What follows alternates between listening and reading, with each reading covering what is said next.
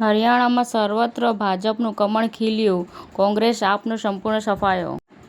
આરબીઆઈએ નવી નોટ બહાર પાડવાની કરી જાહેરાત.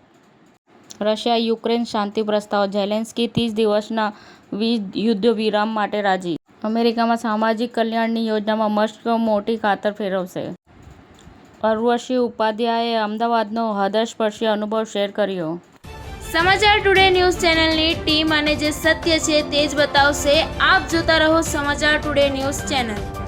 ગુજરાતની ધરતીનું ગુજરાતીઓ માટે જ, એટલે કે સમાચાર ટુડે ન્યૂઝ.